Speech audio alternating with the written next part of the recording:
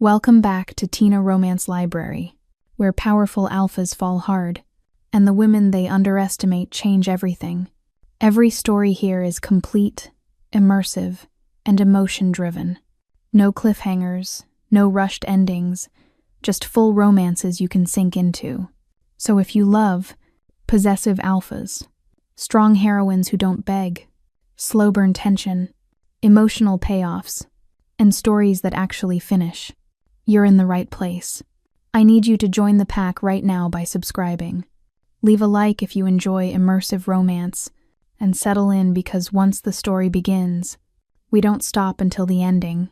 Now, let's get into it. I didn't believe in fate. Not the kind they write about in those dog-eared paperbacks at the general store anyway. The kind where your heart recognizes someone before your brain catches up, where one look changes the entire trajectory of your carefully constructed life. I thought that was all romantic nonsense, the kind of fantasy people clung to because their real lives felt too small, too ordinary. I was wrong, but I'm getting ahead of myself. Let me take you back to that night, the night I found him dying in the snow, the night my quiet, predictable world cracked wide open and let something wild and impossible slip through. It was February, the kind of bitter cold that makes your lungs ache with every breath. I'd been living alone in my grandmother's cottage for 3 years by then, tucked away in the woods about 40 miles north of anything resembling civilization. People thought I was running from something. Maybe I was. A bad relationship, a life that never quite fit, expectations I could never seem to meet. Out here, nobody asked questions. Nobody expected anything. It was just me, the silence, and the endless stretch of white that blanketed everything from November to March. I liked it that way. Safe, predictable, lonely in a way I'd made peace with. That night, I was doing what I always did, checking the fence line before the temperature dropped below 0. My nearest neighbor was 12 miles away, and if something went wrong out here, help wasn't coming. You learn to be prepared, to be self-sufficient. So I bundled up, grabbed my flashlight, and trudged through the knee-deep snow like I had 100 times before. I almost missed him. The snow was coming down hard, those fat flakes that muffle sound and make the world feel smaller, more intimate. My flashlight beam cut through the white, catching on the fence posts, the bare branches of the birch trees, and then there, a dark shape, too big to be an animal, slumped against the far corner of the property line. My heart stuttered. For a second, I just stood there, frozen, in more than just the physical sense. Every instinct screamed at me to turn around, to go back inside, lock the doors, pretend I'd never seen anything. This was how horror movies started. This was how women ended up on true crime podcasts. But then he moved, just slightly. A twitch of his hand in the snow, barely visible, but enough. He was alive. I don't know what made me move toward him instead of away. Even now, I can't fully explain it, but my feet were carrying me forward before my brain could talk me out of it. And then I was kneeling beside him, my flashlight shaking in my trembling hands. God, he was massive. That was my first coherent thought. Easily 6'4", maybe taller, with shoulders that seemed too broad to be real. He was face down in the snow, dark hair matted with blood, so much blood, and wearing nothing but torn jeans and the shredded remains of what might have once been a shirt. In February. In below 0 temperatures. He should have been dead already. I reached out, hesitated, then pressed my fingers against his neck, searching for a pulse. His skin was burning hot despite the cold, and the moment I touched him, something happened. Something I still don't have words for. It was like an electric current ran through me, lighting up parts of my nervous system I didn't know existed. Not painful, not even unpleasant, just awakening. My breath caught. His pulse was there, strong and steady despite the blood, despite the cold, despite everything that said this man should not be surviving this. "Hey," I said, my voice cracking. "Can you hear me?" Nothing. He was completely unconscious, his breathing shallow but regular. I should have called someone. The sheriff, maybe, or emergency services. That would have been the smart thing, the normal thing. but something stopped me. Something about the way he was positioned, the deliberate isolation of where I'd found him. The fact that he was dressed for summer in the middle of winter, it all screamed that involving authorities would be a mistake. For him. Maybe for me too. So I made a choice. A stupid, impulsive, completely uncharacteristic choice. I was going to get him inside, which is how I found myself trying to drag 200+ pounds of unconscious man through 200 yards of deep snow. Let me tell you, it's exactly as difficult as it sounds.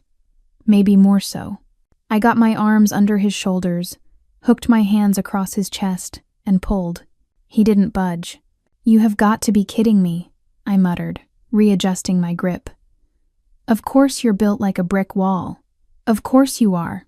It took me 20 minutes and at least 3 different techniques before I figured out that if I dragged him on his back and pulled from under his arms, using my whole body weight, I could get him moving in short bursts.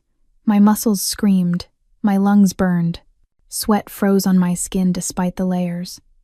And the whole time, that strange awareness pulsed through me every time my hands touched his skin, his fever-hot, impossibly warm skin.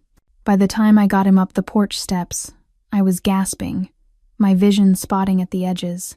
But I'd done it. I'd gotten this mysterious, bleeding stranger to my door. Now I just had to figure out what the hell to do with him. I got him onto the couch because there was no way I was making it to the bedroom. The couch would have to do. I locked the door behind us, both locks. Plus the chain then stood there for a moment, dripping melted snow onto the hardwood, staring at the unconscious man now bleeding all over my grandmother's floral upholstery. "What are you doing, Amira?" I whispered to the empty room. "What the hell are you doing?" But I was already moving, already switching into a mode I recognized from years of living alone, where the nearest hospital was an hour away. Survival mode. Fix-it mode. The part of me that had stitched up my own hand after a kitchen accident, that had nursed myself through flu and food poisoning and a sprained ankle with nothing but Google and determination. I built up the fire first. The cottage was already warm, but he was soaked through, and despite the fever radiating off his skin, hypothermia was still a risk. Then I gathered everything I'd need, my grandmother's old sewing kit that I'd repurposed for emergency sutures, hydrogen peroxide, clean towels, a basin of warm water, the bottle of whiskey I kept for nights when the silence got too loud. When I came back, he still hadn't moved. I knelt beside the couch and really looked at him for the first time. The blood made it hard to see where the actual injuries were, so I started with his shirt or what was left of it. The fabric was shredded, hanging in ribbons from his shoulders. I peeled it away carefully, and my breath stopped in my throat. His torso was a roadmap of violence. Old scars, white and faded, crisscrossed his ribs and abdomen, but the fresh wounds were what made my stomach clench. 4 deep gashes ran from his left shoulder down across his chest, the kind of injuries that looked like... No. I pushed the thought away. Animal attack, maybe? A bear. We had bears in these woods. Except bears didn't make cuts that clean, that parallel. And bears didn't hunt in February. I dipped a clean cloth in the warm water and started cleaning the blood away. The moment the cloth touched his skin, his entire body went rigid. A sound rumbled up from his chest. Low and resonant, not quite a groan, not quite a growl. Something between. Something that made every hair on my body stand on end and sent a shiver down my spine that had nothing to do with fear. "It's okay," I heard myself say, my voice softer than I intended. "I'm trying to help. I'm not going to hurt you." The tension in his body eased slightly, though he didn't wake. I kept talking, a steady stream of reassurance as I worked. It helped me as much as him, probably. Filled the silence. Kept my hands steady. The gashes were deep but clean. Whatever had done this had razor-sharp claws. I cleaned them thoroughly, my fingers trembling slightly as I worked. His skin was so hot beneath my touch, but the fever didn't feel sickly. It felt vital, alive in a way I couldn't explain. Like there was something burning inside him, something powerful keeping him anchored to life despite the blood loss. I had to stitch the deepest wound. My hands shook as I threaded the needle. I'd done this before, but never on someone else, never on injuries this severe. The first pierce of the needle through his skin made that sound come from him again, deeper this time, almost a warning. His hand shot out and caught my wrist. I froze. His grip was firm but not painful, his fingers wrapping entirely around my wrist with room to spare. His eyes were still closed, his breathing still shallow and labored, but somehow, even unconscious, he'd sensed the pain and reacted. "I know," I whispered, "and I don't know why I did what I did next." I placed my free hand over his, skin to skin. "I know it hurts, but I have to. You'll bleed out if I don't." For a long moment, nothing happened. Then, slowly, his fingers loosened. His hand slipped away from my wrist, falling back to his side. But before it did, I felt it the way his thumb brushed against my pulse point, almost gentle, almost deliberate, almost like he was memorizing the rhythm of my heartbeat. I finished the stitches with my heart pounding in my ears. The wound closed neatly, and I covered it with clean gauze and medical tape. There were other injuries, bruises blooming dark purple across his ribs, smaller cuts on his arms and back, but nothing as serious as the chest wound. When I was done, I sat back on my heels and just looked at him. Really looked. Beyond the blood and the injuries, beyond the impossible circumstances. He was beautiful. That wasn't a word I usually applied to men, but it was the only one that fit. Sharp jawline, dark with stubble, high cheekbones, a mouth that looked both cruel and sensual at the same time.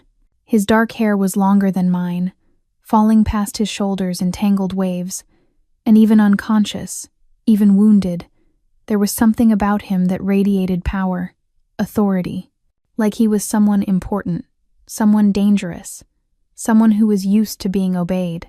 I reached out before I could stop myself and brushed a strand of hair back from his forehead. His skin burned against my fingertips, but he didn't flinch this time. Instead, his breathing seemed to even out, the harsh rasp becoming something smoother, deeper. "Who are you?" I whispered. He didn't answer. Of course he didn't. But I found myself settling into the armchair I'd pulled close to the couch, the one I normally read in, the one that now gave me a clear view of his face. I should have gone to bed, should have left him to sleep it off, checked on him in a few hours, but I couldn't make myself leave. Something kept me rooted in that chair, watching the rise and fall of his chest, the flutter of his eyelids as he dreamed or had nightmares, judging by the way his jaw clenched and his hands fisted in the blanket I'd draped over him. So I stayed. And because the silence felt too heavy, too full of questions I couldn't answer, I started talking. At first, just about what I was doing, explaining that I'd cleaned his wounds, that he was safe here, that I wouldn't let anything happen to him. Then, as the night stretched on and the fire burned low, I found myself talking about other things, about my grandmother who'd left me this cottage, about why I'd come here, running from a life that never fit quite right, about the books I was reading, the garden I was planning for spring, the fox that visited my back porch sometimes at dawn, silly things, personal things, things I'd never said out loud to anyone. And maybe I was imagining it, but I swear his breathing changed when I spoke. The tension that never quite left his body seemed to ease fractionally when my voice filled the space between us. Like somehow, even deep in whatever darkness he was fighting through, he could hear me. Like my voice was an anchor pulling him back to consciousness, to safety, to this moment. I talked until my voice went hoarse, until the sky outside started to lighten from black to deep blue, until my eyes burned with exhaustion and my body ached from sitting in one position for too long. And still, I didn't leave. I must have dozed off somewhere around dawn, my head tilted back against the chair at an angle that would absolutely punish my neck later. The fire had burned down to embers, casting the room in that strange half-light that comes just before true morning. I woke to pressure around my wrist. My eyes snapped open, and my heart launched into my throat because he was awake, and he was holding my wrist, again. But this time, his eyes were open, fixed on me with an intensity that made my breath catch.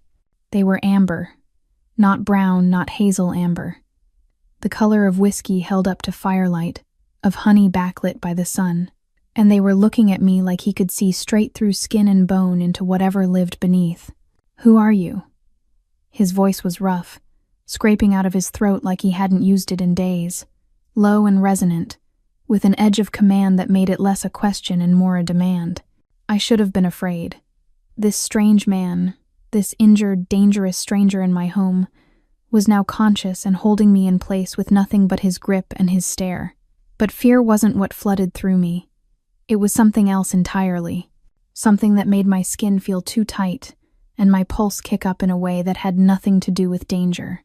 At least, not the kind I should be running from.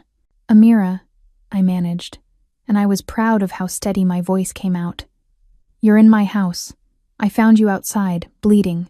Do you remember what happened?" His jaw tightened. His eyes never left mine, but something shifted behind them. Calculation, assessment. He was taking stock of his surroundings without looking away from me. Alpha awareness. The kind of situational consciousness that came from years of being either predator or prey, or both. "How long?" he asked. "Since I found you? About 12 hours. You've been unconscious the whole time." I tried to pull my wrist back gently, testing. His grip tightened just slightly, not enough to hurt, just enough to communicate that he'd release me when he was ready, not before. "You were hurt pretty badly. I stitched up the worst of it, but you need rest. And probably a hospital." "No hospitals." The words came out flat, absolute, non-negotiable. "You have a fever. No hospitals," he repeated, and this time there was something in his voice that sent a shiver down my spine. Authority, the kind of tone that expected obedience and usually got it. I bristled despite the situation, despite the fact that he was injured and I was the one who'd saved his life. "You don't get to make demands while you're bleeding all over my couch." Something flickered in those amber eyes. Surprise, maybe, or amusement. "Your couch?" "My couch. My house. My medical supplies that I used to keep you from dying in the snow." I raised my eyebrows, meeting his stare head on. "So if you're going to be bossy about your health care, the least you can do is say thank you." The corner of his mouth twitched. It wasn't quite a smile, but it was close. And then, slowly, deliberately, he released my wrist. The absence of his touch felt like a loss. I pushed that thought away immediately. "Thank you," he said, and the roughness in his voice softened just slightly. "For saving my life." "You're welcome." I sat back, putting a little distance between us, trying to ignore the way my wrist still tingled where he'd held it. "Do you have a name? Or should I just keep calling you the guy I found dying in a snowbank in my head?" "Daniel." He shifted slightly, trying to sit up, and immediately went pale beneath the tan of his skin. His hand pressed against his ribs, right where the worst of the bruising was. I was on my feet before I thought about it, my hands on his shoulders, easing him back down. "Don't. You'll tear the stitches."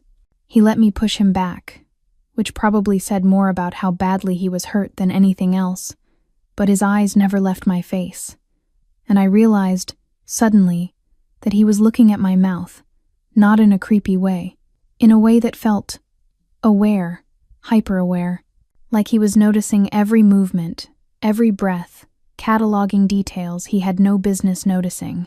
"You talked to me," he said quietly. "Last night, while I was unconscious." Heat crept up my neck. "You could hear that?" "Some of it. Pieces." His gaze finally left my mouth and met my eyes again. "Your voice, it helped, kept me anchored." The air between us felt suddenly heavy, charged with something I didn't have a name for. I stepped back, needing space, needing to break whatever spell was weaving itself around us. "Are you hungry?" I asked, my voice coming out slightly breathless. "You've lost a lot of blood.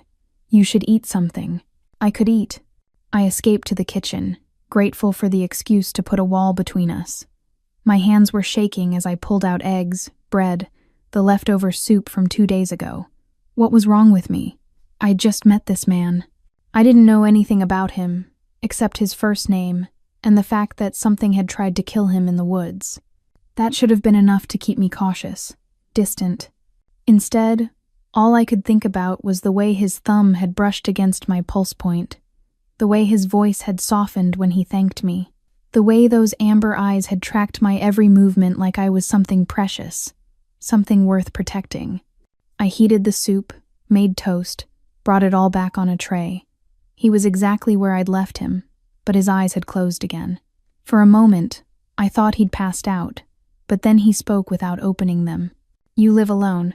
It wasn't a question, but I answered anyway. "Yes." "No family nearby? Friends?" "Not nearby, no." I set the tray on the coffee table and settled back into my chair, maintaining that careful distance. "Why?" His eyes opened, fixed on me again with that unnerving intensity. "Because you saved the life of a stranger, brought him into your home, didn't call the authorities." He paused, and something that might have been concern flickered across his face. "That's either very brave or very foolish." "Maybe both," I admitted. "But something told me you needed help more than I needed to be cautious. And my instincts are usually pretty good." "Usually?" "Well, I did just patch up a man who won't tell me his last name or how he ended up half dead in my woods, so the jury's still out on this particular decision." That almost smile again, closer this time. "Fair enough." I helped him sit up enough to eat his pride clearly warred with his physical limitations, but hunger won out. He ate slowly, methodically, and I found myself watching the movement of his throat as he swallowed, the way his fingers gripped the spoon with more strength than a man in his condition should have. "You're healing fast," I observed. "The fever's already lower than it was last night." His eyes met mine over the soup bowl. "I heal quickly." There was something in the way he said it. Something that suggested layers I wasn't seeing yet. But I didn't push. We all had secrets. God knows I had mine. "Where are you from, Amira?" he asked, settling back against the pillows once he'd finished. His gaze was softer now, less intense but no less focused. And so I told him. About the city I'd left behind, the corporate job that had slowly suffocated me, the relationship that had ended not in flames but in a whimper of mutual disappointment, about inheriting this cottage and making the impulsive decision to just stay, to see what happened when I stopped running toward something and just stood still for once. He listened without interrupting, and there was something in his attention that felt different from anyone I'd talked to before. Like he was hearing not just my words but everything beneath them, the loneliness I tried to dress up as independence, the fear that maybe I was just hiding instead of healing. "You're not hiding," he said when I finished, and the certainty in his voice startled me. "How would you know?" "Because people who are hiding don't save strangers. They don't risk themselves for someone else." His hand moved just slightly, reaching toward me before stopping, like he'd thought better of it. "You're building something here. That's different. The validation shouldn't have meant so much coming from someone I'd just met, but it did. It settled something in my chest that had been restless for 3 years. "What about you?" I asked softly. "What were you running from? Or toward?" His expression shuddered immediately. "That's complicated. Most worthwhile things are." He studied me for a long moment, and I could see the war playing out behind his eyes, the urge to trust battling against instincts that clearly ran deep and defensive. Finally, he sighed. "Let's just say I have people looking for me. People I'd rather not lead back to your door." A chill ran through me that had nothing to do with the temperature. "Are you in danger? Am I?" "Not from me," he said immediately, fiercely. "Never from me." And somehow, despite everything, I believed him. 3 days passed. 3 days of Daniel healing faster than any human being had a right to, of careful conversations that skirted around the truth we were both dancing around. 3 days of him watching me with those amber eyes while I changed his bandages, of accidental touches that lasted just a breath too long, of silences that felt more intimate than words. On the 4th night, something shifted. The snow had started again, fat flakes coating the windows and muffling the world outside. I'd made dinner nothing fancy, just pasta and the last of the venison from my freezer, and we'd eaten mostly in silence. But it wasn't uncomfortable. It was the kind of quiet that felt full rather than empty, charged with all the things we weren't saying. Daniel was on the couch still, though he'd graduated to sitting upright without wincing. The stitches I'd put in were already starting to dissolve, his body absorbing them faster than they should have been absorbed. I'd stopped asking questions about it. Stopped asking questions about a lot of things, actually, because some part of me knew that once he started answering, everything would change. I was curled in my chair with tea, watching the fire, when he finally spoke. "I need to tell you something." My heart kicked against my ribs. I set down the mug carefully, meeting his eyes across the small space between us. "Okay." He was quiet for a long moment, his jaw working like he was trying to figure out where to start, or maybe whether to start at all. When he finally spoke again, his voice was lower, rougher. "The men who did this to me, they weren't just enemies. They were my brothers." He saw my expression shift and shook his head. "Not by blood, by bond, by oath. I led them for 15 years, protected them, built something with them that I thought was unbreakable." "What happened?" I asked softly, his hands fisted against his thighs. "Power. Greed. The usual poison that corrupts everything it touches." He paused, and something that looked like pain flickered across his face. Not physical pain. Something deeper. They wanted something I wouldn't give them, so they took it anyway. And when I tried to stop them, he gestured vaguely at his chest, at the healing wounds beneath his shirt. "They tried to kill you," I finished. "They did more than that." His eyes met mine, and the anguish in them made my chest ache. "They took something from me. Something I can't get back. And now I'm incomplete. Unfinished. Like half of me is missing, and I don't know how to function without it." I didn't think. I just moved. One second I was in my chair, and the next I was kneeling beside the couch, my hand pressed against his chest right over his heart, right where the worst of the scars was hidden beneath fabric and bandages. His hand came up immediately, covering mine, holding it there. "You're not unfinished," I said fiercely. "You're hurt. There's a difference." "Is there?" His fingers tightened around mine, and I could feel his heartbeat beneath my palm, strong and steady and alive. "Because I feel broken, Amira.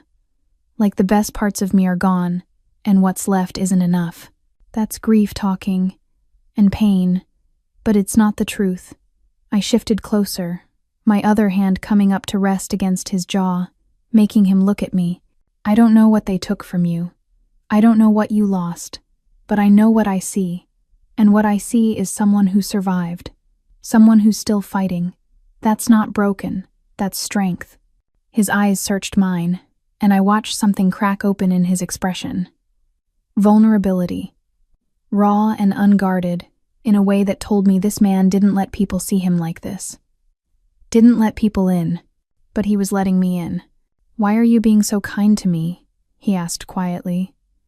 "You don't know me. Don't know what I've done. What I'm capable of." "I know enough." I said it with a conviction that surprised even me. "I know you could have hurt me a dozen times over by now, and you haven't. I know you say thank you when I change your bandages, and you listen when I talk about absolutely nothing. I know that when you sleep you have nightmares, but you never make a sound because you don't want to wake me up." His eyes widened slightly, like he hadn't realized I'd noticed. "I know enough, Daniel." His hand came up to cup my face, his thumb brushing across my cheekbone with a gentleness that seemed at odds with the power I could feel coiled in his body. "You're remarkable," he murmured. "Do you know that?" Heat flooded through me, but I didn't look away. "I'm really not." "Yes," he said firmly. "You are, and anyone who ever made you think otherwise was a fool." The words hit something tender in me, something I'd thought I'd armored over. My ex's voice echoed in my memory all the ways I'd been too much and not enough at the same time. Too independent but not ambitious enough. Too quiet but not mysterious. Too ordinary to be interesting. Daniel must have seen something in my face because his expression darkened. "Who hurt you?" "It doesn't matter. It matters to me." There was an edge in his voice now, something sharp and dangerous. Protective. "Tell me." So I did. I told him about Marcus, about the slow erosion of my self-worth under the weight of constant criticism dressed up as concern. about how he'd made me feel like I needed to be fixed, improved, upgraded to be worthy of love, about how leaving him had felt like both freedom and failure. By the time I finished, Daniel's jaw was tight, his eyes blazing with something that looked like barely controlled fury. "He was wrong about you," he said, and there was such absolute certainty in his voice that it made my throat tight. "Everything he said, everything he made you believe it was wrong. You're not too much or not enough. You're exactly right, exactly as you should be. You barely know me," I whispered, but there was no conviction in it. "I know enough." He threw my own words back at me, and his hand was still cradling my face like I was something precious. "I know you're strong enough to survive alone, but kind enough to save a stranger. I know you're brave enough to build a life on your own terms, even when it's hard.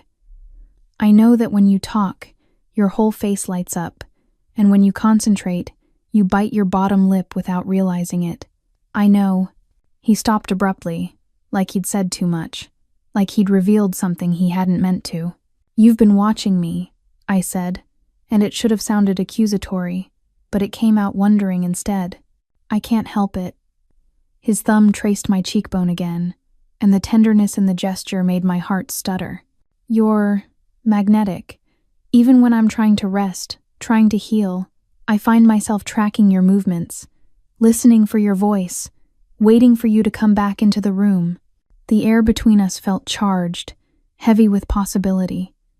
I could feel the heat radiating off his body, could see the way his eyes had darkened, the way his gaze kept dropping to my mouth. "Daniel," I breathed, and I didn't even know what I was asking for, but he seemed to. His hand slid from my face to the back of my neck, fingers tangling in my hair. He pulled me closer slowly, giving me every chance to pull away until our foreheads were almost touching. "Tell me to stop," he murmured, his breath warm against my lips. "Tell me this is a bad idea and I'll stop." I should have. Every rational part of my brain was screaming that this was too fast, too intense, too complicated, that I didn't know enough about him, about what he was running from, about the danger he'd said was following him. But my heart, that reckless, foolish organ, had already made its choice. "I don't want you to stop," I whispered. His control snapped. I felt it in the way his grip tightened, the way he pulled me up onto the couch beside him despite his injuries, the way his mouth crashed into mine with a hunger that stole my breath.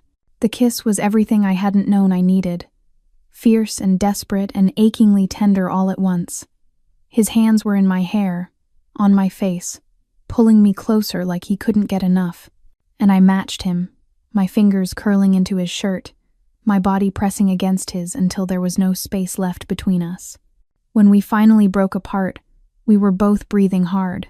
His forehead rested against mine, his eyes closed, his hands still cradling my face like I might disappear if he let go. "I don't deserve this," he said roughly. "Don't deserve you." I pulled back just enough to look at him. "That's not your choice to make. It's mine. And I choose this. I choose you." His eyes opened, and the emotion in them nearly undid me. Hope and fear and something deeper, something that looked almost like reverence. "You don't know what you're saying." "Yes, I do." I cut him off firmly. "I'm not fragile, Daniel. I'm not going to break because things are complicated or hard or scary. I've been through my own kind of hell, and I came out the other side. So whatever you're carrying, whatever darkness you think is going to scare me away, it won't. I'm staying right here." He stared at me for a long moment, and then he did something that surprised me. He laughed. It was rough and disbelieving and absolutely genuine. "You're going to wreck me," he said, but he was smiling, actually smiling. "Completely destroy whatever's left of my defenses." I smiled back, settling against his side, careful of his injuries. "Good. You're too guarded anyway." His arm came around me, holding me close, and for the first time since I'd found him bleeding in the snow, he looked at peace. Outside, the storm continued. Inside, beside the fire, we sat together in comfortable silence, and I knew, with absolute certainty, that whatever came next, whatever danger he was running from, whatever secrets he was still keeping, I wasn't facing it alone anymore. Neither was he. The blizzard hit on the 6th night. I'd been tracking the weather reports all day, watching the warnings escalate from advisory to watch to full-blown warning. By 4 in the afternoon, the wind was howling, like something alive and furious, and the snow was coming down so thick I couldn't see past the porch railing. We were snowed in, completely. Even if Daniel had been well enough to travel, which he wasn't, despite the frankly alarming speed of his recovery, there was no going anywhere. Not for days. The cottage felt smaller somehow, more intimate. Every room seemed to shrink until there was just him and me, and the electric charge that had been building between us since that kiss 3 nights ago. We hadn't talked about it, hadn't repeated it, but it hung between us like a promise, like something inevitable that we were both trying to delay because once we gave in, there would be no going back. I made dinner while he fed the fire, both of us moving around each other in a careful dance we'd perfected over the past week. Don't get too close. Don't touch unless necessary. Don't look too long. But the storm changed things, made the world outside disappear until it was just us, just this moment, just the truth we'd been avoiding. After dinner, we ended up on the couch together. It wasn't planned, it just happened. I'd been sitting in my chair with a book I wasn't really reading, and he'd been stretched out on the couch, and then he'd shifted, making room, and somehow I'd migrated over without either of us acknowledging it. Now we were sitting side by side, my legs tucked under me, his arms stretched along the back of the couch behind my shoulders, not touching, but close enough that I could feel his warmth, could smell whatever made his skin smell like cedar and snow and something wild I couldn't name. "Tell me about your childhood," he said quietly, breaking the silence that had stretched between us for the past hour. I glanced up at him. "Why?" Because I want to know you, all of you. Not just the version that lives alone in the woods." His fingers brushed against my shoulder, casual, almost accidental, but I felt it like a brand. "Tell me about before." So I did. I told him about growing up in the suburbs, about parents who loved me but never quite understood me, about feeling like I was playing a role that didn't fit, trying to be the daughter they wanted instead of whoever I actually was. About finding refuge in books and long walks and the kind of solitude that most people found uncomfortable, but I found essential. "You were lonely," he said when I finished. "Not lonely, alone. There's a difference." "Is there?" He shifted slightly, and suddenly his hand was in my hair, fingers threading through the strands with a gentleness that made my breath catch. "Because, from where I'm sitting, it sounds like you've been lonely your whole life and just got really good at telling yourself you weren't." The words hit harder than they should have. "That's not fair, isn't it?" His thumb traced the curve of my ear and I shivered. "You ran away from everything familiar and built a life where you never have to risk being hurt again, where you never have to let anyone close enough to disappoint you. That's not choosing solitude, Amira. That's hiding." I pulled back, anger flaring hot in my chest. "You have no right." "I have every right," he cut me off, his voice rough. "Because I'm doing the exact same thing. I came here to die, Amira. To let my wounds take me because dying felt easier than facing what I'd lost, than admitting that the people I trusted most had destroyed me." His hand cupped my face, forcing me to meet his eyes. "We're both hiding, both broken, both too scared to try again." "I'm not scared," I said, but my voice shook. "Liar." The word was almost tender. "You're terrified. I can feel it every time you pull away from me. Every time you retreat into that careful distance you've perfected." His forehead touched mine. "But here's the thing, I'm terrified too. Because I know what happens when you let someone in. I know how much it destroys you when they betray that trust." "Then why are we doing this?"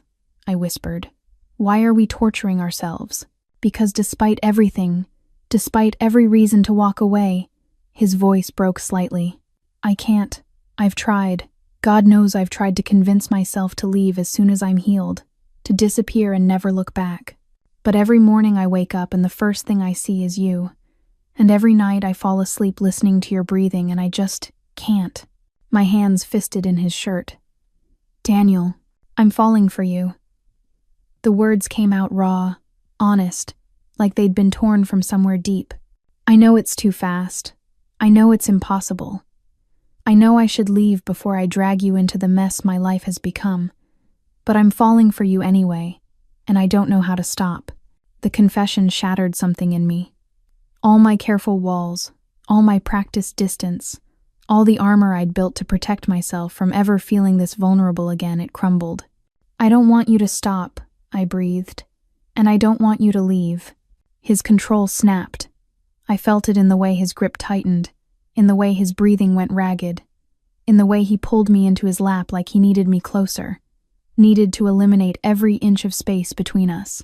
Say it again, he demanded, his voice rough. I don't want you to leave. My hand slid up to cup his face, feeling the stubble rough against my palms, the heat radiating from his skin. Stay. Please stay. Amira. My name was a prayer, a plea, a warning all at once, and then he was kissing me. Not like before, not gentle or hesitant or careful. This kiss was desperation and need and hunger that had been building for days.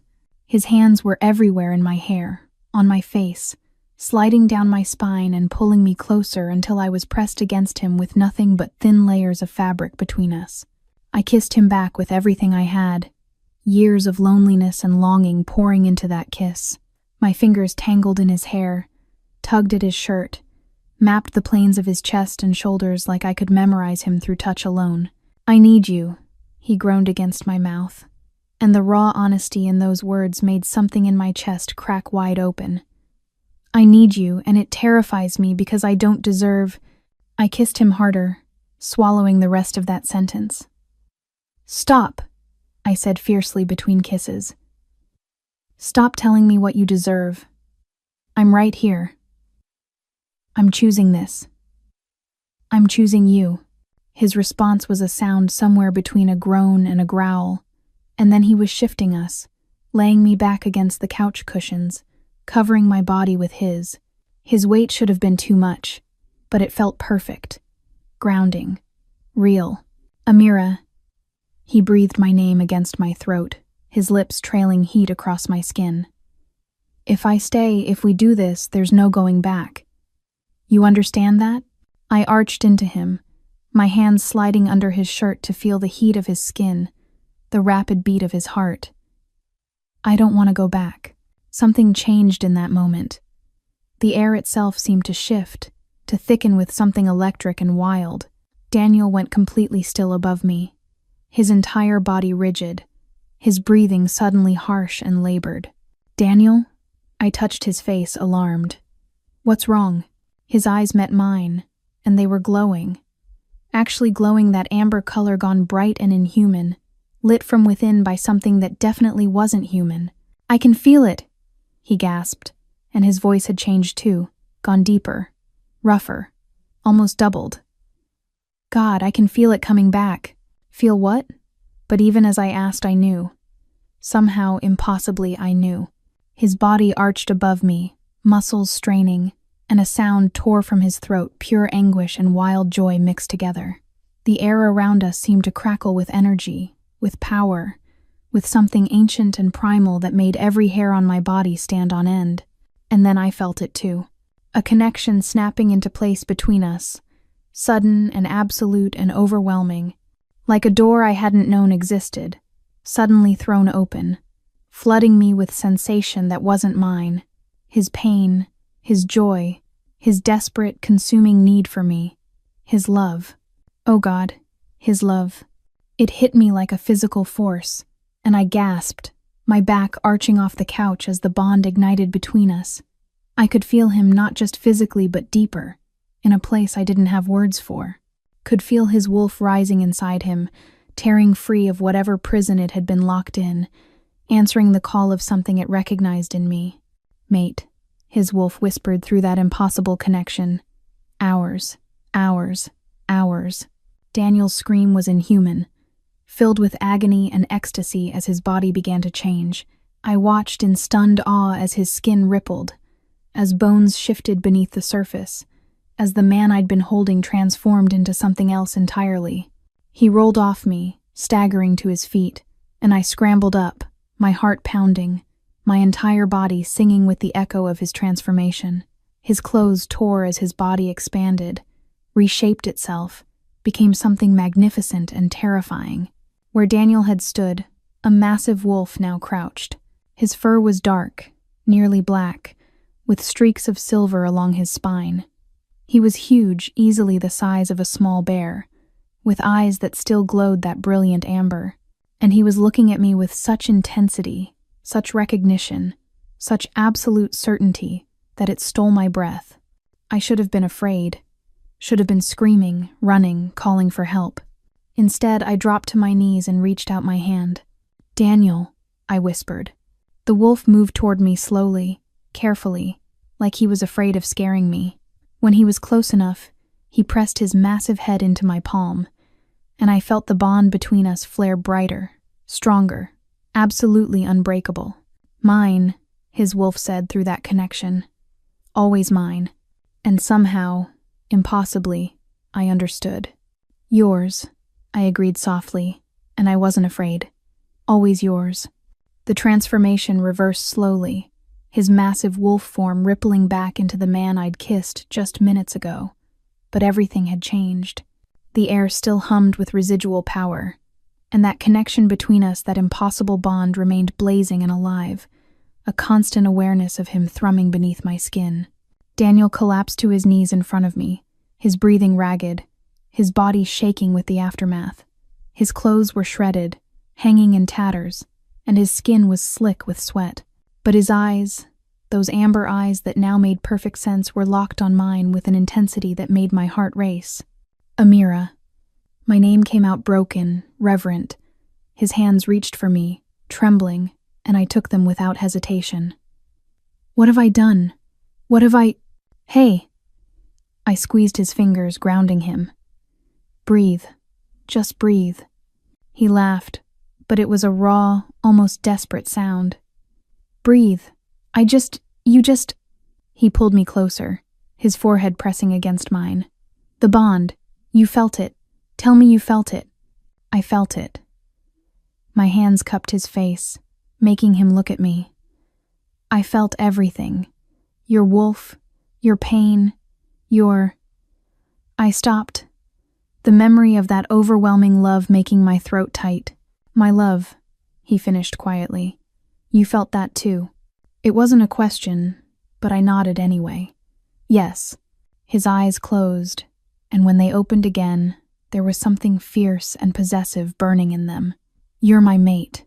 My true mate. The bond wouldn't have ignited like that if you weren't." His thumb brushed across my lower lip. "Do you understand what that means?" "I have a feeling you're about to tell me." Despite everything, he smiled. A real smile, unguarded and almost boyish. "It means you're mine. Permanently. Irrevocably.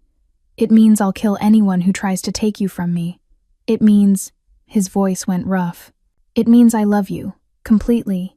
Even though I've only known you for a week. Even though it's impossible. Even though you're human and I'm—" "A werewolf," I finished calmly. "You're a werewolf, and apparently I'm your mate. Which is insane and impossible and completely contradicts everything I thought I knew about reality, but—" I kissed him, soft and quick. I felt it too. The bond, the certainty, the rightness of it. I pulled back, meeting his eyes. "So what do we do now?" His expression shifted, going serious. "Now I tell you the truth, all of it. And then you decide if you still want this. Want me." A chill ran through me at his tone. "Daniel, I'm not just a werewolf, Amira." He stood, pulling me up with him, and moved to grab one of the blankets from the couch to wrap around his waist. "I'm the Alpha King. Or I was, until 6 days ago when my second and my council decided they wanted a different kind of leader. Someone willing to expand our territory through violence. Someone who'd wage war against the human world instead of maintaining the peace we've held for centuries."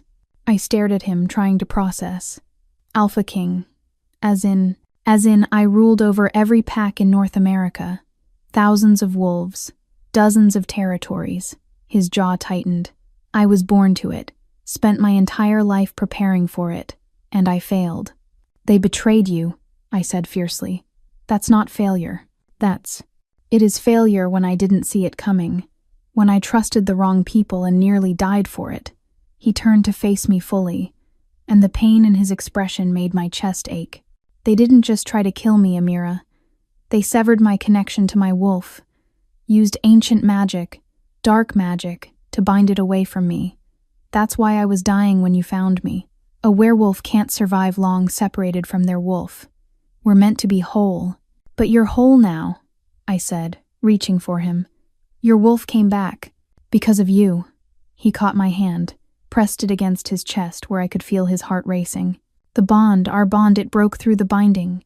Your acceptance, your love, it gave my wolf the strength to tear free. His other hand came up to cut my face. You saved me. Again. In every way that matters. I wanted to stay in that moment. Wanted to just feel the warmth of his skin and the certainty of the bond between us. But there was something in his eyes, something dark and worried that made my stomach clench. What aren't you telling me? I asked quietly. He was silent for a long moment, his thumb tracing circles on my cheek. The bond, when it ignited, it sent out a pulse, a magical signature that anyone with the right skills could sense. Understanding hit me like ice water. They'll know you're alive. Worse than that. His arms wrapped around me, pulling me against his chest like he could shield me with his body. They'll know you exist. They'll know I have a mate. And that makes you a target, I finished, and I was surprised by how calm my voice sounded. Because if they want to control you, hurt you, they'll come after me. I won't let that happen. The words came out fierce, almost a growl. Do you hear me? I will burn the world to ash before I let anyone harm you. I will tear apart anyone who even thinks about touching you.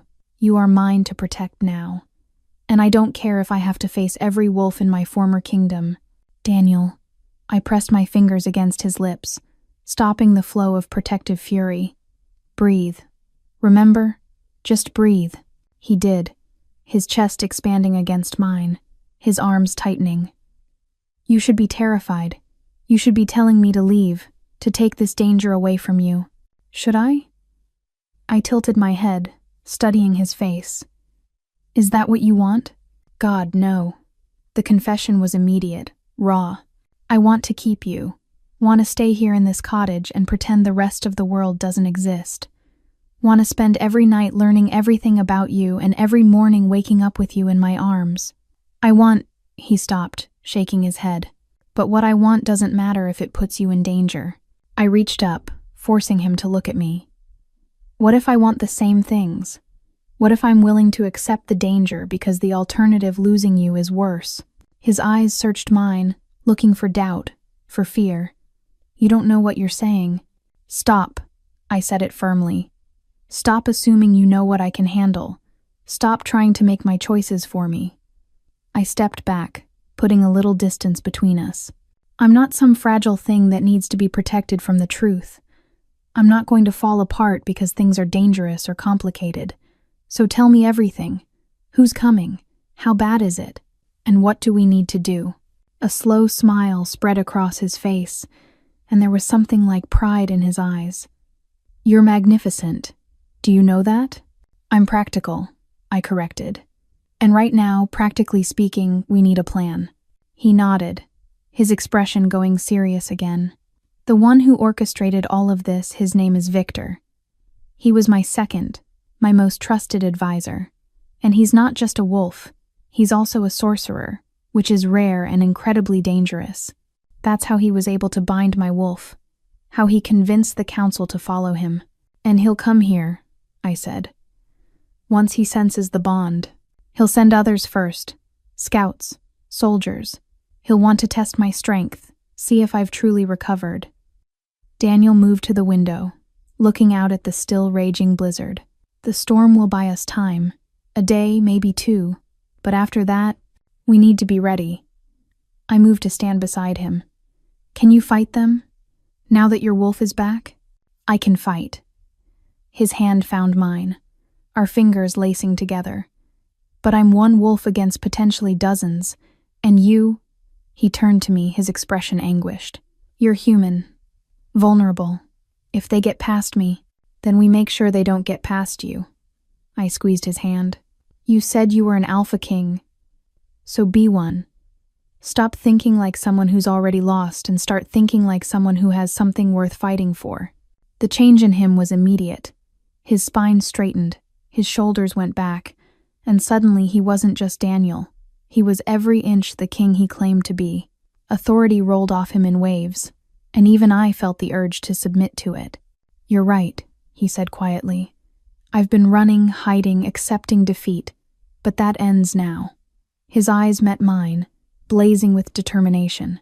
I have you, I have my wolf, and I'll be damned if I let Victor take either of those things from me. So what do we do? A smile curved his lips, and it was almost feral. We prepare for war, and we make sure that when they come for us, they regret ever thinking you were an easy target. Despite the danger, despite everything, I felt a thrill run through me. I should probably mention I've never been in a fight in my life. I don't even know how to throw a punch properly. He pulled me against him, and I could feel him laughing. Well, I guess I'll just have to keep you close then. Make sure nobody gets within punching distance. My hero, I said dryly, but I was smiling. Your mate, he corrected, and his voice went soft, serious. Your partner, your equal. I'm not here to save you, Amira. I'm here to fight beside you.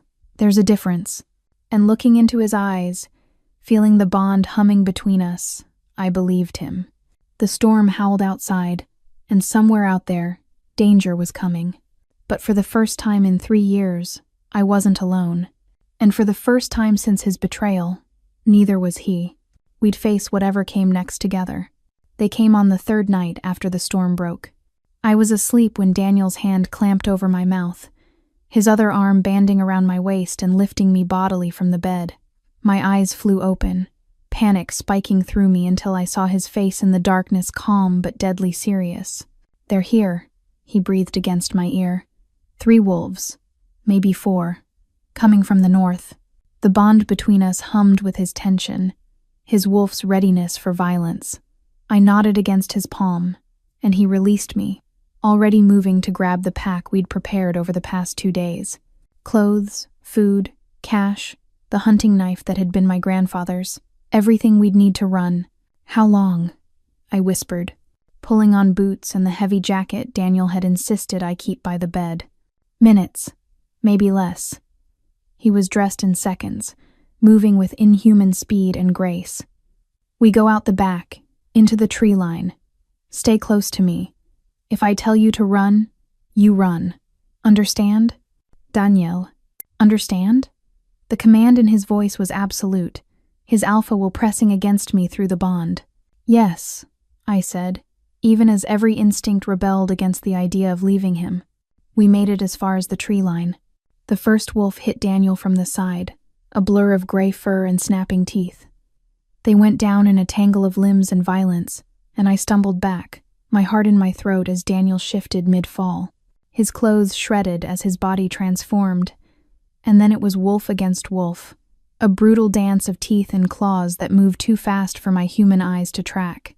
I didn't see the second wolf until it was almost on me. Training I didn't know I had kicked in. I dropped, rolled, came up with the knife in my hand just as the rust-colored wolf lunged. The blade connected not deep, just a glancing blow along its shoulder, but it was enough to make the wolf yelp and stumble. Then Daniel was there, a black blur of fury, his jaws closing around the other wolf's throat. The sound that came from him was nothing human, nothing civilized, pure predator, pure rage. The rust-colored wolf went limp, and Daniel dropped it, his glowing eyes immediately finding me. Blood dripped from his muzzle, not his blood, and I could feel his wolf through the bond, checking me over, searching for injuries. I'm okay, I said, my voice shaking. Daniel, The 3rd wolf came from above, dropping from a low-hanging branch directly onto Daniel's back.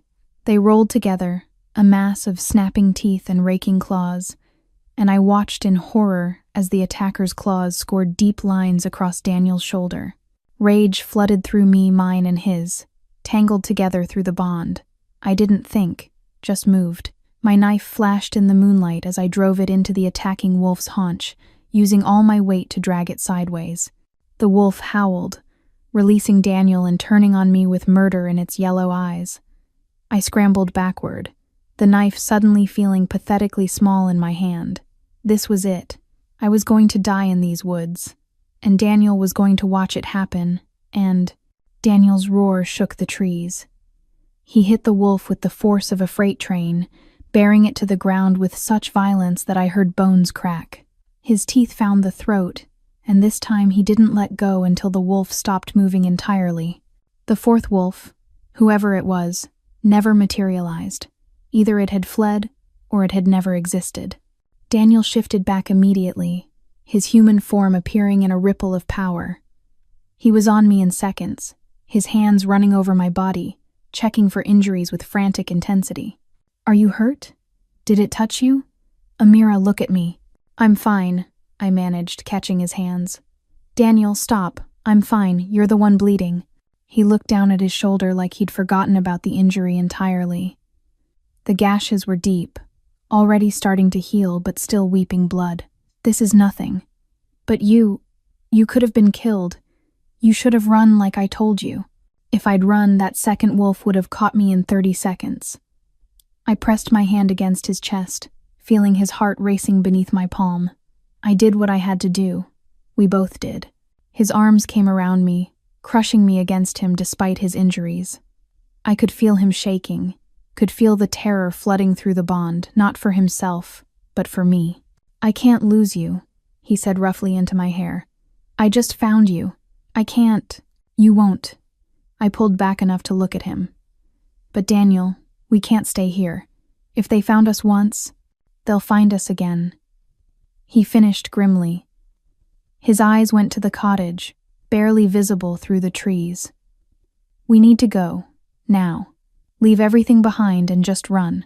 So we did. The first week was the hardest. We moved constantly, never staying in one place more than a few hours. Daniel knew these woods better than I would have thought possible, leading us through paths that didn't exist on any map, to caves and abandoned hunting cabins where we could rest for brief moments before moving again.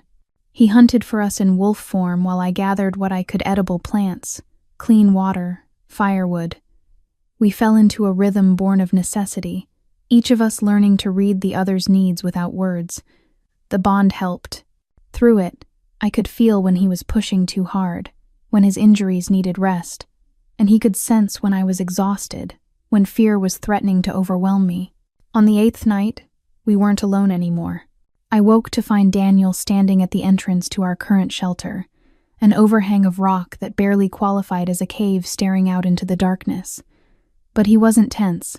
He was waiting. "Daniel?" I sat up, reaching for the knife I now kept within arm's reach at all times. "It's all right." He glanced back at me, and there was something like hope in his eyes.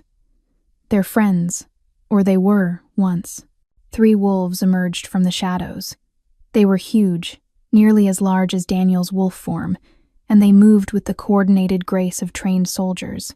When they were 10 feet away, they shifted. 2 men and a woman, all naked and unbothered by it, all looking at Daniel with a mixture of relief and shame. "My king," the woman said, dropping to one knee. The men followed suit. "We came as soon as we sensed the bond. Forgive us for not finding you sooner." Daniel's hand found mine, pulling me to stand beside him. "Elena, Marcus, James." He nodded to each in turn. "You have nothing to apologize for. Victor had you all fooled." "Not all of us," the man called Marcus said quietly. "Some of us knew something was wrong, but by the time we figured out what he'd done, I was already gone," Daniel finished. "How many others?" 12 so far, Elena said. "Loyal wolves who refuse to follow Victor's new regime. He's consolidated power quickly, my king, executed those who spoke against him. The packs are terrified." I felt Daniel's rage through the bond, hot and barely controlled. His grip on my hand tightened.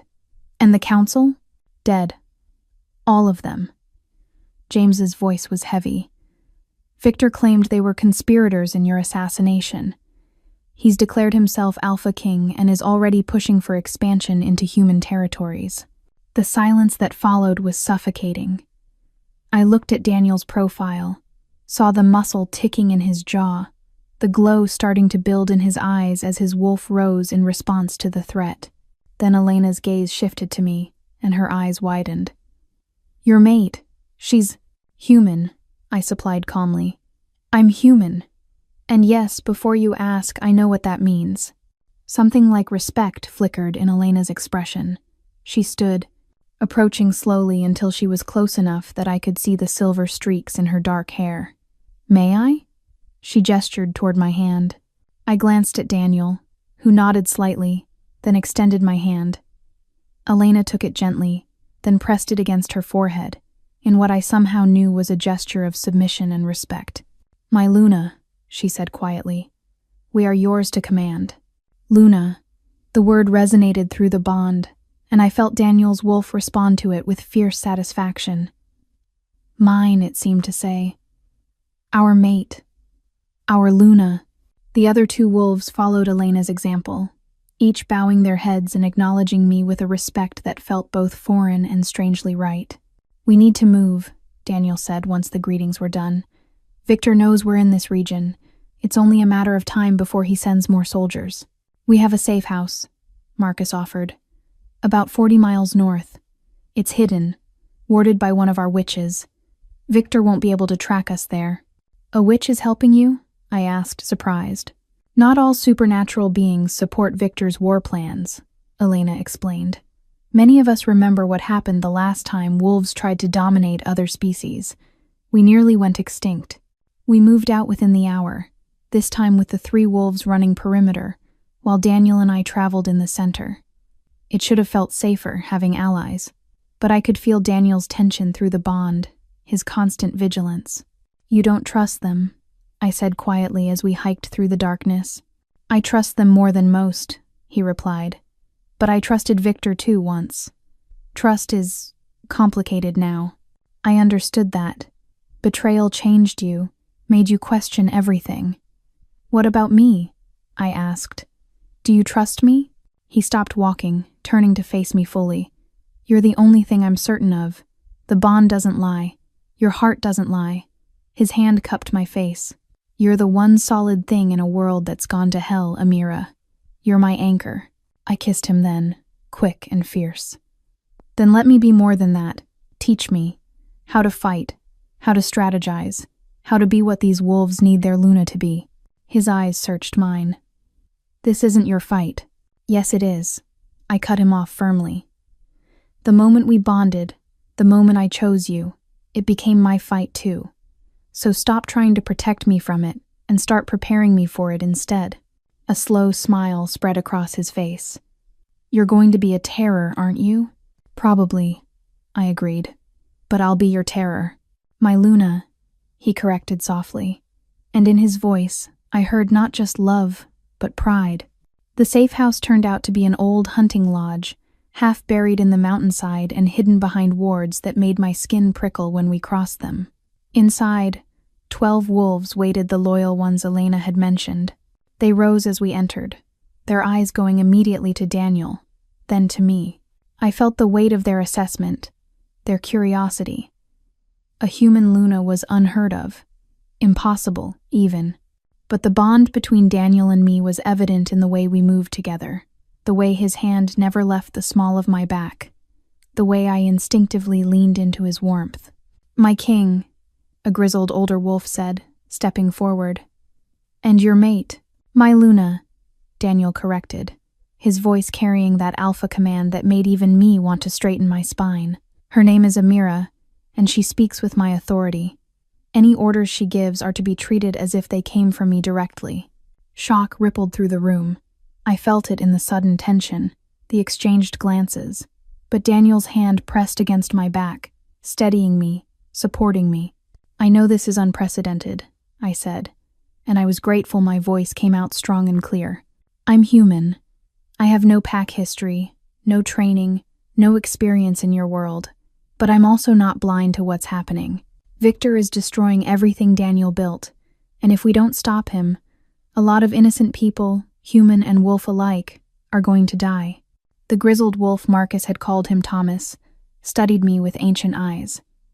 What do you propose, Luna? The title still felt strange, but I didn't flinch from it. I propose we stop reacting and start planning. Victor expects Daniel to come at him with rage and violence. He's counting on it, probably has defenses prepared for a direct assault. I moved to the large table in the center of the room, where someone had spread out maps of the territory, so we don't give him what he expects. I felt Daniel's surprise through the bond, followed quickly by interest. He moved to stand beside me, his arm brushing mine in a gesture of solidarity. Victor's power comes from two sources, I continued, studying the maps. His position as Alpha King, and his magic. We need to undermine both. How many packs are still loyal to him? Maybe half, Elena said, joining us at the table. The rest are either with us or sitting on the fence, waiting to see which way the wind blows. Then we give them a reason to blow our direction. I traced the territory lines on the map. Daniel, you said Victor is pushing for expansion into human territories. That means he needs resources, money, weapons, influence. Where's he getting them? Thomas leaned forward, pointing to a location on the eastern border. He's been running guns through here, selling them to human criminal organizations in exchange for cash and political connections. Illegal arms trading. I looked at Daniel. That violates the accords you mentioned, the ones that keep the peace between species. It does, Daniel confirmed, and I could see where I was going with this reflected in his eyes. If we could prove it to the other supernatural leaders, they'd be forced to act, I finished, or risk war with the humans. Victor's counting on everyone being too afraid or too apathetic to challenge him. But if we give them evidence, make it impossible to ignore, we isolate him politically, Elena breathed. Cut off his alliances before we ever engage him directly. But we still need to deal with his magic, James pointed out. He's the one who bound Daniel's wolf in the first place. Even if we win politically, he could do it again, or worse. I'd been thinking about this for days, ever since Daniel had explained what Victor had done to him. The binding was broken by the mating bond. By love, essentially. Magic that powerful, it has to have a cost, right? A source? Thomas nodded slowly. Dark magic always does. It feeds on something. Usually pain, fear, death. So if we can cut him off from his source... I looked around the table. Can it be done? Maybe. A new voice spoke up, and I turned to see a small woman with silver-streaked red hair standing in the doorway. If you're willing to trust a witch. Daniel tensed beside me, but I stepped forward. You're the one maintaining the wards? I am. Rowan Blackthorn at your service. She moved into the room with an easy grace, completely unbothered by the room full of predators. And before you ask, yes, I know what Victor is using as his power source. I helped him set it up, once upon a time, before I realized what he really was. The room erupted in growls and snarls. Daniel's hand shot out, gripping my arm and pulling me behind him as his wolf rose to the surface. You helped him, and I've been trying to undo it ever since. Rowan cut him off calmly. Why do you think I'm here, hiding with your rebels, instead of sitting pretty in Victor's new regime? I made a mistake. A bad one. And I'm trying to fix it. What's the source? I asked, stepping out from behind Daniel despite his growl of protest. What's feeding his magic? Rowan's eyes met mine, and I saw genuine regret there. A bloodstone, ancient artifact, soaked in the deaths of hundreds of wolves over centuries. He keeps it in his chambers, never lets it out of his sight. As long as he has access to it, his power is nearly unlimited. Then we take it from him, I said simply. You can't just walk into his stronghold and steal it, Thomas objected. He's got it guarded better than Fort Knox. No, I agreed. But what if he brought it to us? Every eye in the room turned to me. Through the bond, I felt Daniel's curiosity, his growing respect for how my mind worked. Keep talking, he said quietly. Victor knows about the mating bond. He knows it broke his original binding. He probably suspects it makes you stronger. I looked at Daniel. What if we use that? Make him think the bond is actually a weakness he can exploit. Understanding dawned in Daniel's eyes. You want to use yourself as bait. Not just me. Us. Together. I moved closer to him, taking his hand. The bond goes both ways. If he thinks he can use me to control you, to force you into submission, he'll bring every weapon he has, including the bloodstone, to make sure the binding works. Elena finished, her voice filled with reluctant admiration. It's brilliant. And absolutely insane. She stands beside me, not behind me, Daniel said firmly, his eyes never leaving mine. If Amira says this is our best chance, then we take it. But his grip on my hand tightened. We do it together. No heroic sacrifices. No last-minute plans that involve you getting hurt to save me. We fight as one or not at all. I nodded, feeling the truth of it through the bond. Together. Then we have a plan, Rowan said. We leak your location. Make it look accidental, like someone got sloppy with security. Victor will come running, and when he does, we'll be ready. I finished. It took 3 days to set the trap. We moved to an abandoned warehouse on the edge of neutral territory, close enough to Victor's stronghold that he'd believe we were planning something, isolated enough that a battle wouldn't endanger civilians. Rowan and 2 other witches set up wards that would contain Victor's magic once we activated them, but leave him feeling secure until the moment we sprung the trap. And I trained. Elena and Marcus taught me to fight not like a wolf, but like a human who understood wolf tactics. How to use my smaller size as an advantage, where the vulnerable points were on a shifted wolf. How to move so I didn't become a liability in the middle of a battle. But more than that, I learned to use the bond. Daniel and I practiced synchronizing our movements, our awareness of each other. I learned to feel when his wolf was rising, when he needed me to ground him, or when he needed me to let him loose. He learned to sense my fear and distinguish it from panic. One meant I needed help, the other meant I was managing. We became a unit, 2 parts of a whole. On the 3rd night, as we lay together in the darkness waiting for dawn and the battle we knew was coming, Daniel pulled me close. If this goes wrong, he started, but I pressed my fingers to his lips. It won't, but if it does, then we go down fighting, together. I shifted to look at him in the dim light. No regrets, Daniel. We're doing the right thing. His hand cupped my face, thumb brushing across my cheekbone. I love you. I need you to know that. Whatever happens tomorrow, you changed everything for me. Gave me a reason to keep fighting when I'd given up. You're my mate, my Luna, my everything. I love you too, I whispered, and kissed him with all the emotion flooding through the bond, now and always. We made love that night with an urgency born of uncertainty, pouring everything we felt into touch and whispered promises. And when dawn came, we rose together, dressed in silence, and prepared to take back his throne. Victor arrived at noon with 20 soldiers and a confidence that bordered on arrogance. I watched from my position behind a stack of crates as he strode into the warehouse, the bloodstone hanging around his neck on a silver chain. He was handsome in a cold, cruel way, pale hair, ice-blue eyes, features that would have been classical if not for the twist of contempt in his smile. "Daniel," he called out, his voice echoing in the empty space. "I have to say, I'm disappointed. I expected more from you than hiding behind your human whore." I felt Daniel's rage spike through the bond, but he kept his control. He stepped out from behind his cover, every inch the Alpha King despite his worn clothes and battle scars. "Victor, I'd say it's good to see you, but we both know I'd be lying." Victor's laugh was sharp and cold. "Still clinging to that moral superiority, I see, even now when you've lost everything." His eyes found me, and his smile widened. "Well, not quite everything, though I have to wonder, was she worth it? Worth losing your throne, your pack, your power?" "She's worth more than all of it combined," Daniel said flatly. "But you wouldn't understand that. You've never loved anything except power. Love." Victor spat the word like a curse. "Love is weakness.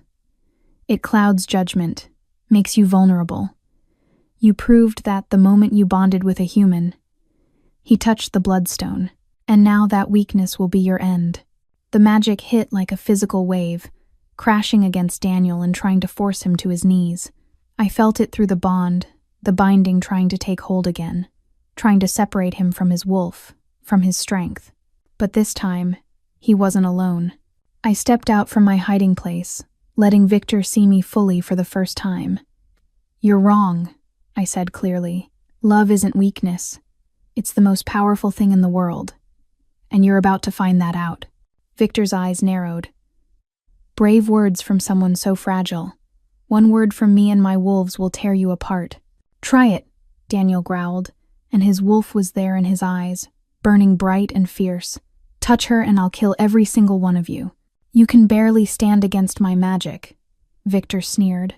"How exactly do you plan to—" That's when Rowan activated the wards. They snapped into place around Victor with a sound like thunder, cutting him off from the Bloodstone's power. His eyes went wide, and for the first time I saw fear flicker across his face. "Now," Daniel commanded, and our wolves attacked. The battle was chaos incarnate. Victor's soldiers crashed against our wolves in a wave of fur and fangs and brutal violence. But without the Bloodstone's power amplifying his commands, Victor's hold over them wavered. Some hesitated. Others broke rank entirely, confused by the sudden absence of the magical compulsion that had been driving them. Daniel shifted mid-stride, his massive black wolf form tearing into the nearest soldier with surgical precision. Through the bond, I felt every movement, every strike, his awareness of me constant even in the midst of battle. He was protecting me while fighting an army, and the strain of it was starting to show. So I did what he'd trained me to do. I stopped being a liability and became an asset. I moved with Elena and Marcus, using the tactics they'd drilled into me. Stay low, stay mobile, target the wolves who broke through our perimeter. I wasn't strong enough to take down a full-grown werewolf, but I didn't need to be. I just needed to distract them long enough for our wolves to finish the job. A gray wolf lunged at me, jaws snapping. I dropped and rolled, my knife flashing out to catch it across the muzzle. Not fatal, but painful enough to make it recoil. Elena was there in an instant, her rust-colored wolf form slamming into my attacker and bearing it to the ground. Through it all, Victor stood in the center of Rowan's ward circle, fury and fear warring on his face as he watched his forces crumble. His hand clutched uselessly at the Bloodstone, trying to channel power that the wards had sealed away. "You think this changes anything?" he screamed at Daniel. "You think you can just waltz back in and reclaim what's mine? The packs won't accept you. Not after you abandon them. Not with a human as your Luna." Daniel shifted back to human form in the center of the carnage, blood-streaked and magnificent and utterly unbowed. "I never abandoned them. You stole them from me. But that ends today. They'll never follow you again." Victor's voice was breaking, desperate. "You're weak, compromised. You chose love over power, and that's why he'll always be a better king than you," I said, stepping forward to stand beside Daniel. Our hands found each other instinctively, fingers lacing together, because he understands that real power doesn't come from fear or control. It comes from loyalty, from trust, from people who choose to follow you because they believe in what you stand for. Victor's laugh was half mad. Pretty speech from someone who has no idea what she's talking about. "You're human. You don't belong in our world. You're a mistake, an aberration. The moment Daniel falls, you'll be torn apart by the very wolves you're trying to rule." "Then it's a good thing I'm not planning to fall," Daniel said quietly. He looked at me, and I felt the question through the bond. "Are you ready?" I squeezed his hand. Together. The bond opened between us fully, completely. Every barrier dissolved. His strength flooded into me, not physically, but emotionally, spiritually. And my calm, my certainty, my absolute faith in him flowed back. We became truly synchronized. Two hearts beating as one, two minds working in perfect harmony. Daniel raised his free hand. An alpha command rolled off him in waves so powerful that every wolf in the warehouse, friend and foe alike, froze. The sheer force of his will pressed down on them, undeniable and absolute. "Kneel," he commanded. They knelt, all of them. Even Victor's soldiers, their will broken by the combination of Daniel's alpha power and the absence of Victor's magical compulsion. Victor himself remained standing only because Rowan's wards held him upright, trapped in place. His face had gone white with rage and disbelief. "You lost the moment you underestimated what we could be together," Daniel told him. "The moment you thought love made me weak, instead of recognizing it made me unstoppable." He looked at Rowan. "End it." Rowan stepped forward, her hands weaving patterns in the air. The bloodstone began to glow, brighter and brighter, until the light was almost blinding. Victor screamed as the magic that had sustained him for months was ripped away, the stone's power severing its connection to him violently. When the light faded, Victor collapsed to his knees, suddenly looking small and ordinary and pathetically human for a werewolf who'd dreamed of conquest. "What will you do with me?" he asked, and there was no defiance left in his voice, only defeat. Daniel was silent for a long moment.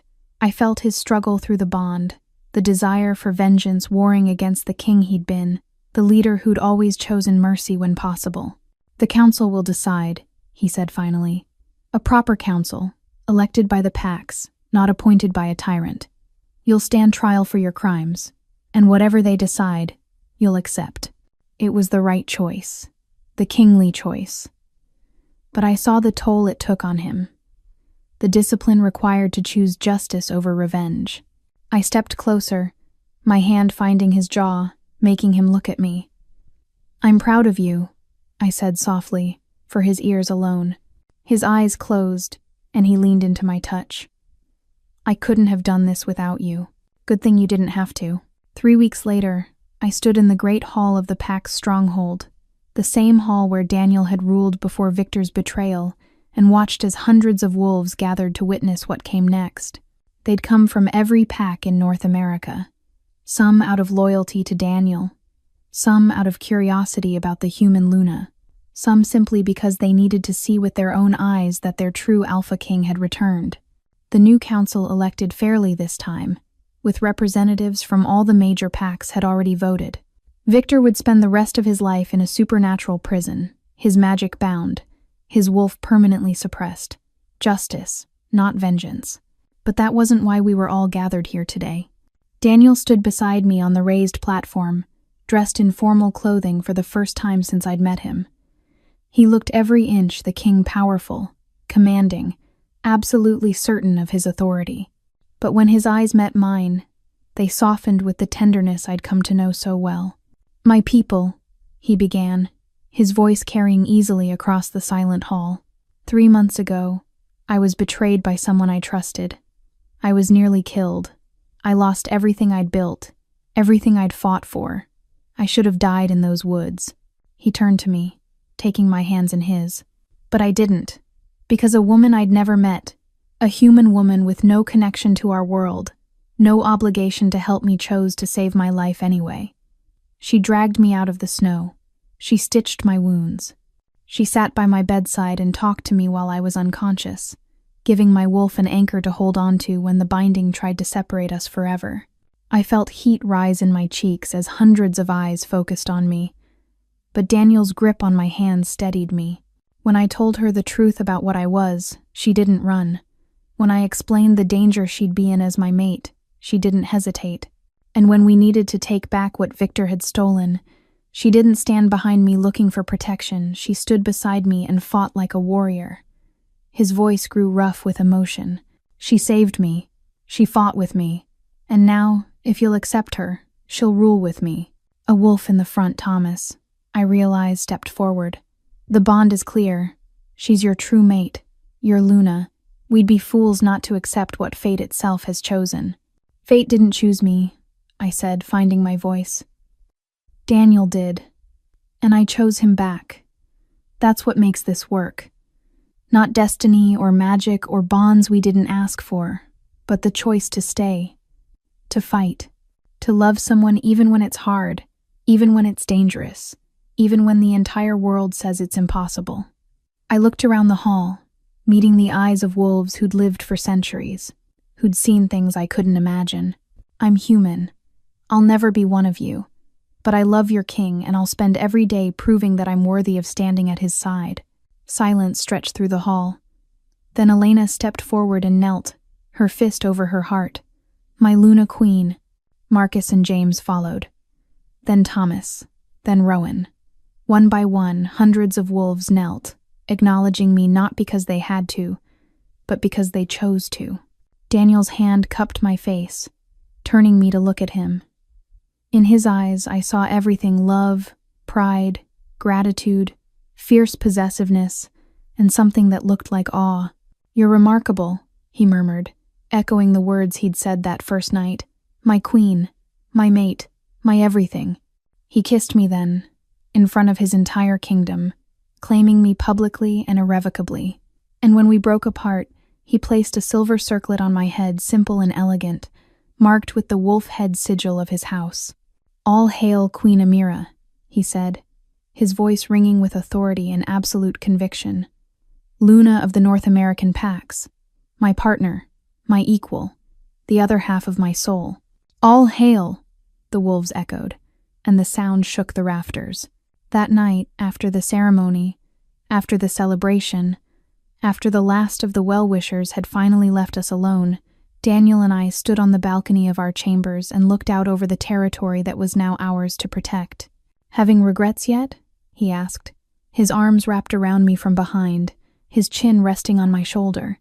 I leaned back into his warmth, feeling the bond humming contentedly between us. "About which part? Saving a dying stranger in the snow? Falling in love with a werewolf king? Becoming a queen when 6 months ago I was just a woman hiding in the woods trying to figure out who I was?" "Any of it. All of it." I turned in his arms, looking up at the man who'd changed everything, who'd taken my quiet, isolated life and filled it with purpose and passion and a love I'd never imagined possible. "Not even for a second," I said truthfully. "You?" "Never." He kissed my forehead, my cheeks, my lips with a tenderness that made my heart ache. "You saved me, Amira. In every way a person can be saved, and I will spend the rest of my life making sure you never stand alone again." "I know," I whispered, because I could feel the truth of it through the bond, could feel his absolute devotion, his unshakable commitment. "I know." We stood there together as the moon rose, king and queen, wolf and human, two souls who'd found each other in the most impossible circumstances and chosen to fight for what we'd found. I didn't become his queen because fate chose me. I became his queen because I stayed when I could have run, when I should have been terrified, when every logical part of me said this was impossible. I stayed, and he never let me stand alone again. And in the end, that was all that mattered. Our story didn't start with destiny or prophecy or ancient magic. It started with a choice. My choice to save him, his choice to trust me, our choice to face the darkness together rather than let it separate us. And it would continue the same way, one choice at a time, one day at a time, together, always together. The end. Thank you for listening to another emotional, magical shifter romance here on Tina Romance Library. If you enjoyed today's story, don't forget to like the video, subscribe to the channel, turn on notifications, so you never miss more powerful, heart-gripping romance stories.